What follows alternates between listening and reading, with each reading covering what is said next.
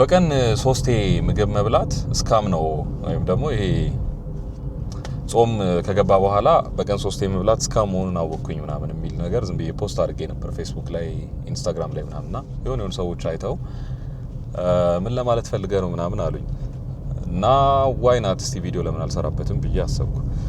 በነገራችን የሰው ልጆች ስንፈጠር ጀምሮ በቀን 3 ምናምን አልነበረም እንበላው ወይም ፎርጌት ኢት በቀን 3 4 10 ምናምን የሚለውን ተውትና አሁን የስኬጁልድ የሆነ ጠዋት ላይ ቁርስ ከዛ ከሰዓት ላይ ምሳ ማታ ላይ ራት የሚል ፕሮግራም የለም ነበር በሰው ልጆች ታሪክ። ለመጀመሪያ ጊዜ ይሄ ሐሳብ የተፈጠረው ማለት ይችላልው ኢንዱስትሪያል ሪቮሉሽን ከተጀመረ በኋላ ነጮቹ ጋር የዚህ ሐሳብ ዋናዎች ባለቤት ብለን ልንፈርጃቸው ምንችላቸው ወይም ይሄ ከሌን የፈጠረው ባይባልም ነገር ይሁን ግን የሐሳቡ ፈጣሪዎች ወይም ባለቤቶች ብለን ልንፈርጃቸው ምንችላቸው የሮክፌለር ፋሚሊ ነው እና የሮክፌለር ፋሚሊ አሜሪካን ሀገር ውስጥ ሀብታም ከሚባሉ ቤተሰቦች መካከል አንደኛው ወይም ዋነኛው ልንላቸው እንችላለን። ሮስቻይልድ አለ ግን ሮክፌለርም በጣም ሀብታም ናቸው። ሮክፌለር ሰውየው ነው። ከሱ በኋላ ያው ፋሚሊው ቀጥሏል እና ኢንዱስትሪያል ሪቮሉሽን ላይ ብዙ ፋብሪካዎች በተለይ ብረት ላይ ምናምን እነሱ ይሰሩ ስለነበረ በጣም ብዙ ፋብሪካዎች ከገነቡ በኋላ በጣም ብዙ ሰራተኛ ስለሚያስፈልጋቸው ከዛ በፊት ደግሞ ከኢንዱስትሪያል ሪቮሉሽን በፊት ሰዎች ምግብ የሚበሉት ረፈድ አድርገው ምናምን እንደዚህ ወደ 4 ሰዓት ወደ 5 ሰዓት ምናምን ቁምሳ የምንለው አይነት አለ አይደል? እንደዛ ስለነበረ የሚበሉት ኤነርጂ ያጥራቸዋል የሚል ስጋት ስለመጣባቸው የፋብሪካ ስራ ደግሞ አብዛኛው ያው የጉልበት ስራ ይበዛዋል። ስለዚህ ሰራተኛው ከገባ በኋላ አቅም እንዲኖረው ተብሎ ጠዋት ምግቡን ቤቱ በልቶ እንዲመጣ ከዛ ማስታወቂያዎችም ላይ ደግሞ the most important meal of the day ወይም የእለቱ በጣም አስፈላጊ የሚባለው የምግብ ፕሮግራም የቁርስ ፕሮግራም ነው ሁላ ተብሎ ማስታወቂያው ሁላ እስኪሰራ ድረስ ሚዲያዎች ላይ ተደረገ። ከዛ ቁርስን የተመለከቱ ለምሳሌ እንደ ወተት ሲሪያል ምናምን የመሳሰሉ ነገሮች ፕሮሞት እንዲደረጉ ተደረገ። ሰዎች ቁርሳቸውን ከቤት በልተው እንዲወጡ ተደረጉ ማለት ነው። ከዛ በኋላ ምሳቃ የሚለውን ኮንሰፕት መጣ። ምሳቸውን ቋጥረው ምግባቸውን ይዘው ወደ እንትን ይሄዳሉ ማለት ነው። ወደ ፋብሪካቸው ይሄዳሉ። ከዛ ፋብሪካቸው ላይ ሲሰሩ ቆይተው ደወል ሲደወል 6 ሰዓት ላይ 7 ሰዓት ላይ ይወጡና ምሳቸውን ይበላሉ። ፕሮፐርሊ በተዘጋጀላቸው ታይም ፍሬም በልተው ሲጨርሱ ወደ ስራቸው ይመለሳሉ። ስራ ላይ ቀኑ ሙሉ ውለው ከስራ ሲመለሱ ሲወጡ 11 ሰዓት ወይ 12 ሰዓት ቤታቸው እስኪገቡ ምናምን ይመሻል።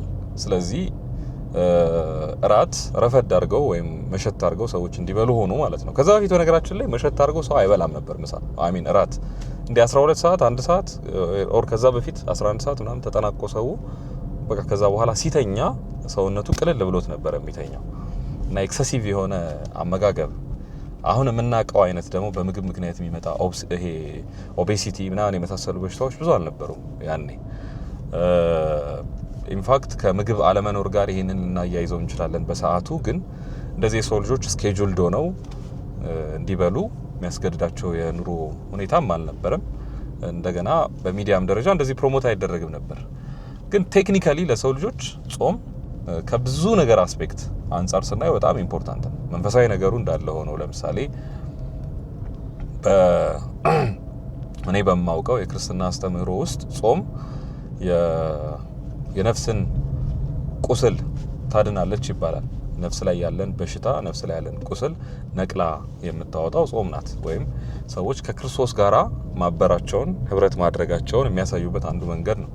ክርስቶስ 40 ቀንና 40 ሌሊት ጾሟል። እኛ እንደ ክርስቶስ ያህል ብርቱን ባንሆን 40 ቀንና 40 ሌሊትን ባንጾም እንኳ ያቺን 40 ቀን ግን እስከሆነ ሰዓት ድረስ ለመጾም እየጣርን ከክርስቶስ ጋራ በድርጊቶቹ በሙሉ ማለት ነው በማመን እንደተባበር ነው በድርጊቶቹም በስራዎቹም በምግባርም እርሱን በመምሰል የምንከተልበት አንዱ መንገድ ነው። ይሄንን ከክርስቶስ ብቻ አይደለም ከብዙዎቹ ከሐዋርያት ተምረናል፣ ከነቢያትም ተምረናል። በእስልምናውም ስናየው ይሄ የረመዳን ወር የተቀደሰ ወር ነው ይባላል በእስልምና። ስለዚህ ሰዎች ከአመቱ ሁሉ ለይተው አንድ ስፔሲፊክ ወርን ወይም የረመዳን ወር የሚባለውን ወር ለይተው መርጠው ለአምላካቸው ለፈጣሪያቸው ዴዲኬት የሚያደርጉበት ከዛ ከበፊቱ በተሻለ መልኩ ጸሎታቸውን የሚያደርጉበት ከፈጣሪያቸው ጋር የሚገናኙበት ፈጣሪን በማሰብ ድሃን በመርዳት የሚያሳልፉበት የተባረከ ወር ነው በእስልምናም ስናየው። ስለዚህ ሃይማኖታዊ አስፔክቱ ብዙ ነው፣ ግን ሌሎች ነገሮችን ደግሞ እኔ ሳይኮሎጂካል ኢፌክት አለው። ከጤና ጋር ቀጥታ የሚያገናኘው ነገር አለ። ለምሳሌ ማታ አካባቢ በቀላሉ በጣም ሰውነታችሁ ሙሉ ሆኖ በጣም ብዙ ምግብ በልታችሁ የምትተኙ ከሆነ ሰውነታችሁ እንዴት እንደሚያስጨንቃችሁ፣ ጨጓራችሁ እንዴት እንደሚከብዳችሁ ታውቃላችሁ። ግን እርሊ በልተን ለምሳሌ ከሆነ በጊዜ በልተን እንትን የምንል ከሆነ ቶሎ ሰውነታችን ምግቡን ዳይጀስት አድርጎም ይጨርሳል። ከዛ ደግሞ ከዳይጀስሽኑም ባለፈ ሰውነታችን ቀለል ብሎት በተለይ የጾም የሆኑ ምግቦችን ስንመገብ ቀለል ብሎት ለመፍጨትና ከሰውነታችን ለማዋሃድም ይቀለዋል። ስጋ በልቶ ከተኛ ሰውና የጾም ምግብ ሳላድ ኦር የሆነ ነገር ቀለል ያለ እንጀራ ይሄ በአልጫ ወጥ በምናምን እንደዚህ የጾም ምግብ በልቶ ያደረሰው ሁለቱ ቀለል የሚለው ሞር ስጋ የበላው ሰው አይደለም ማለት።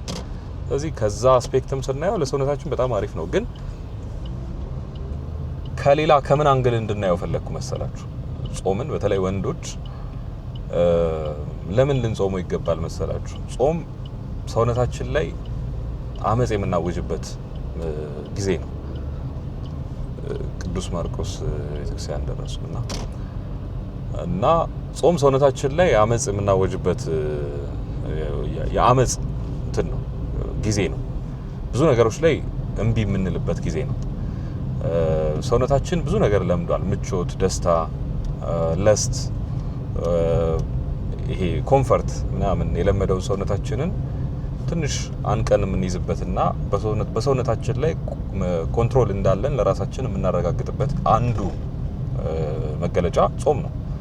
ሰውነቱን ለምግብ መከልከል የማይችል ሰው ምግብ ለመኖር ያስፈልገናል፣ ግን ሰው በእንጀራ ብቻ አይኖርም አይደል የሚባል አባባል አለ። እንደውም በሀገራችን በተለምዶ አይ ቲንክ የታክሲ ላይ ጥቅስ ይመስለኛል ለመኖር ብላ እንጂ ለመብላት አትኖር ነው እንደዚህ ይባላል። ሶ ለመኖር እንበላለን በህይወት መቆየት ስላለብን፣ ግን ሰው ምግብ ለመብላት ብሎ መኖር የለበትም ማለት ይሄ የወንዶች ጉዳይ ላይ ትዝ ይላችኋል ፉድ ፋይተር ነኝ ሆና የሚለው ሰው እንደዛ መኖር የለብንም። ምግብ ፊውል ነው፣ ነዳጅ ነው። ይሄኛውን ቴምፕል ሰውነታችንን ራን የምናደርግበት የምናንቀሳቀስበት ነዳጃችን ነው እንጂ ከዛ ባለፈ ሌላ አይነት ሪቹዋል፣ ሌላ አይነት ፍቅር፣ ሌላ አይነት እንክብካቤ የምናሳየው ነገር መሆን የለበትም።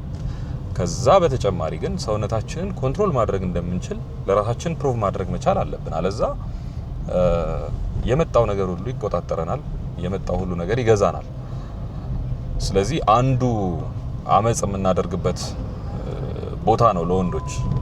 ከዛ በተጨማሪ ጾምን ከምግብ ጋር ብቻ ደግሞ ማገናኘት የለብንም። ሌሎች ነገሮች አሁን ጾም ሲመጣ በመንፈሳዊው ራሱ ከብዙ ነገር እንድንታቀብ እንመከራለን። ለምሳሌ ሶሻል ሚዲያ ኤክሰሲቭሊ የምንጠቀም ከሆነ መቀነስ አለብን።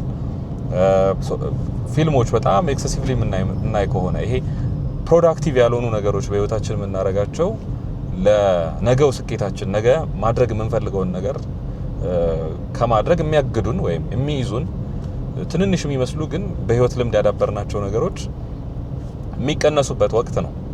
ኖት ኦንሊ ለህይወት ስኬት ብቻ ሳይሆን ከፈጣሪያችን ጋር ባለን ግንኙነት። ለምሳሌ ክርስቲያን ከሆናችሁ ቅዳሴ ከመሄድ የሚያግዳችሁ ነገር ወይም ጸሎት ከማድረግ የሚይዛችሁ ነገር ከሆነ አንድ ነገር ካለ፣ ወይ ሙስሊሞች ከሆናችሁ ደግሞ ዱዓ ስታደርጉ ዲስትራክት የሚያደርጋችሁ ሀሳብ ወይ የስግደት ሰዓታችሁ ላይ ዲስትራክት የሚያደርጋችሁ ወይ መስጊድ እንዳትሄዱ ሊሚት የሚያደርጋችሁ የሆነ ነገር ካለ ያ ከፈጣሪ ጋር ያላችሁን ግንኙነት እየገደበው ነው ወይ ሊሚት እያደረገው ነው። እና ይሄንን በጣም በብዙ የምንቀንስበት አጋጣሚ ነው ጾም።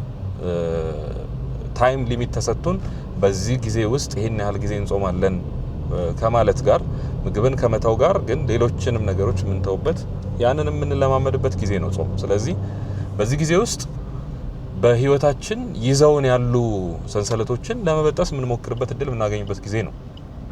ስለዚህ በጾም ጊዜ ሶሻል ሚዲያ ያላቆመ ሰው፣ ያልቀነሰ ሰው ወይ በጾም ጊዜ መጥፎ ሀቢቶቹን ያላቆመ ሰው በሌላ ጊዜ ያቆማል ብሎ ማሰብ በጣም በጣም አስቸጋሪ ነው የሚሆነው። ስለዚህ ጾም ራሳችን ላይ የምናምጽበት ጊዜ ነው። ክፉ ባህሪያቶቻችን ላይ፣ ክፉ ማንነቶቻችን ላይ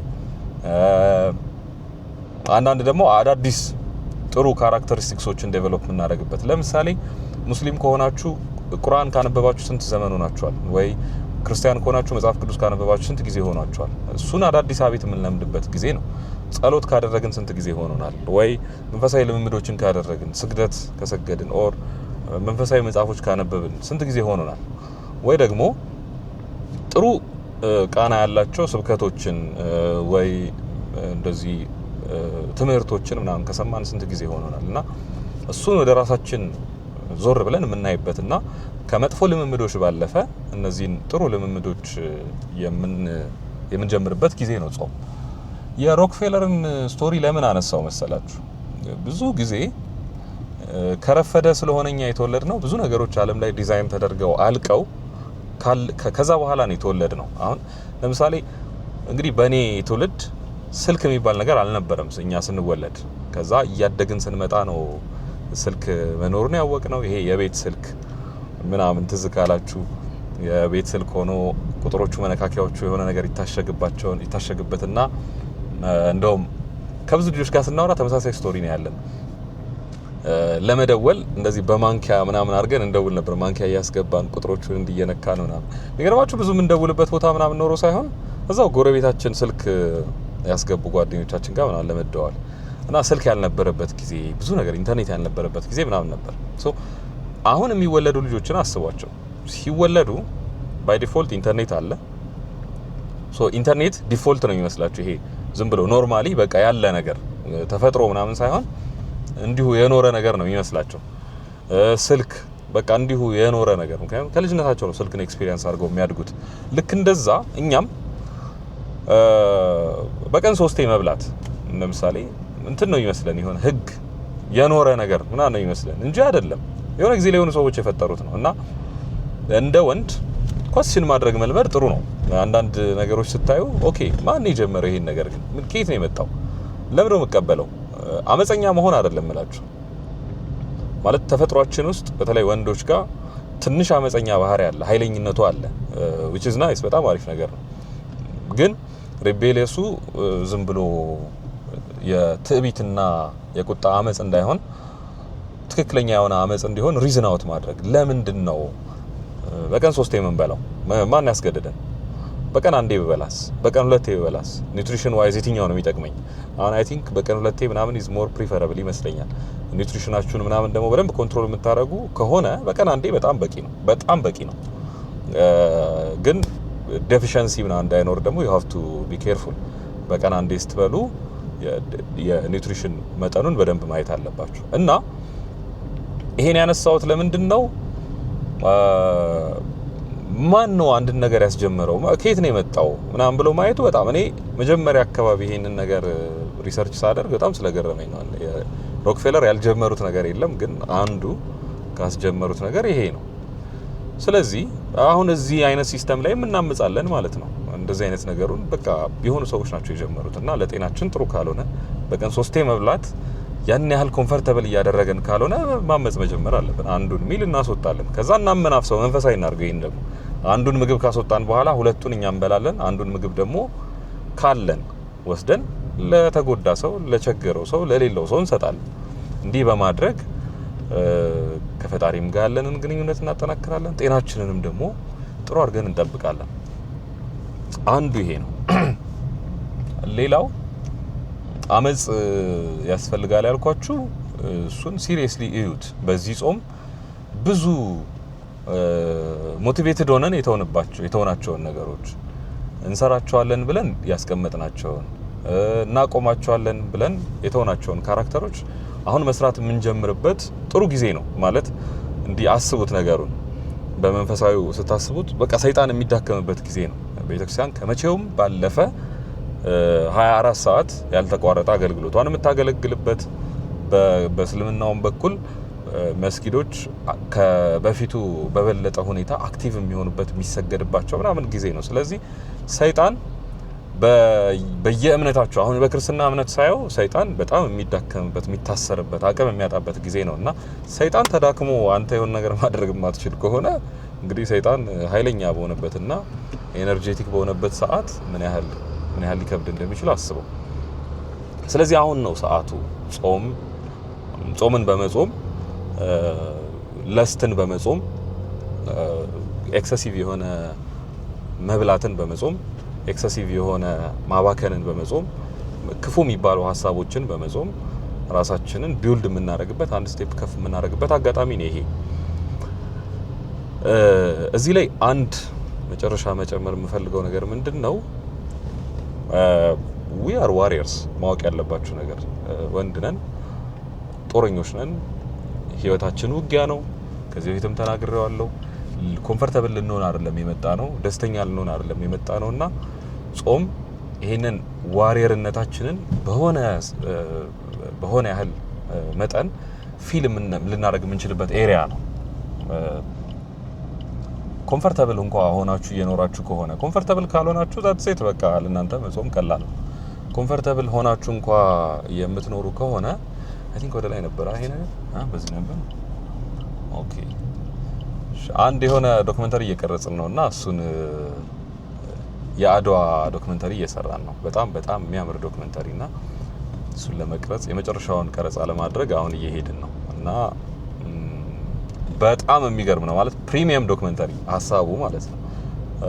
እሱን ታዩታላችሁ። ኤኒዌይስ ኮምፎርታብል ሆነን የምንኖር ከሆነ መግባት ያለብን አንድ የሆነ የጦር ሜዳ አለ፣ ወይም ፋይት ማድረግ ያለብን አንድ የሆነ ባትል አለ። እሱ ባትል ከሌሎች ሰዎች ጋር አይደለም፣ ከራሳችን ጋር ነው። እሱን የምንዋጋበትን ሜዳ የምናገኝበት ጊዜ ነው አሁን ጾም። በዚህ ጾም ራሳችንን ፋይት የምናደርግበት ለስቶቻችንን በውስጣችን ያለውን ክፋት ጭምር የምንዋጋበትና በውስጣችን ያለውን ዋሪየር ኃይለኛ የምናነቃበት ሰዓት ነው። ስለዚህ በደንብ እቺን ሰዓት ልንጠቀማት ይገባል። በቃ መራብ መቻል አለብን። አሁን የምርም መድከም መቻል አለብን፣ መልፋት መቻል አለብን። ሶዛት ይሄ ነው የወንድ ኑሮ፣ ይሄ ነው የወንድ ህይወት የሚለውን እንድናስታውስ፣ እንዳንረሳው፣ እንዳንዘነጋው ለማድረግ ማለት ነው። እዚህ ምድር ላይ የመጣ ነው ለደስታ ለኮምፎርት ሳይሆን ሌሎች ሰዎችን ደስተኛ ለማድረግና እኛ ግን ሌሎች ሰዎችን ደስተኛ ለማድረግ በሚካሄደው መንገድ ሁሉ መሰቃየት ያለብንን ስቃይ መቀበል የምንችል መሆናችንን የምናረጋግጥበት አጋጣሚ ነው ጾም። ስለዚህ ምን ያህሎቻችሁ እየጾማችሁ ነው? ኮሜንት ላይ አሳውቁኝ እስቲ። ምን ያህሎቻችሁ ሙስሊሞች ከሆናችሁ ረመዳን እንዴት ነው? እንዴት እየሄደ ነው? ክርስቲያኖች ከሆናችሁ አብይ ጾም እንዴት እየሄደ ነው? እንዴት እያረጋችሁ ነው? መስጊድ እየሄዳችሁ ነው? እየሰገዳችሁ ነው ወይ? ቅዳሴ እየሄዳችሁ ነው? እያስቀደሳችሁ ነው? እስቲ ኮሜንት ላይ አሳውቁኝ። እና በዚህኛው ሳምንት ፕሮፐር የሆነ ስቱዲዮ ውስጥ የሚደረግ ቀረጻ ማድረግ አልቻልንም። አጋጣሚ ትንሽ አሞኝ ነበረ። ለዛ በጣም ይቅርታ። ግን አንድ ቀረጻ እንዳልኳችሁ ለመቅረጽ ስንሄድ ዋይናት እዚሁ መኪና ውስጥ ዲስከስ የምናደርግ የነበረውን እኔና የኔ ካሜራማን እዚሁ ዲስከስ ልናደርግ የምንችለውን ሀሳብ ዋይናት ለእናንተ ለምን ሼር አናደርጋችሁም ምናምን ብዬ አሰብኩ። ቤዚካሊ ይሄ እኛ መኪና ውስጥ ስንሄድ የምናወራው ሀሳብ ነው። ምናልባት ካያችሁት ከወደዳችሁትና አሪፍ ነው ምናምን የምትሉ ከሆነ ፕሮባብሊ እስቲ የመኪና ውስጥ ሀሳቦቻችንን ደግሞ ሼር እናደርጋችኋለን ሌላ ጊዜ። ግን እስቲ ይሄን አይታችሁ ሀሳባችሁን መስማት ፈልጋለሁ። ለዚህ ሳምንት ይሄን ከተባባልን ይበቃል። አይ ቲንክ መልካም ጾም ይሁንላችሁ።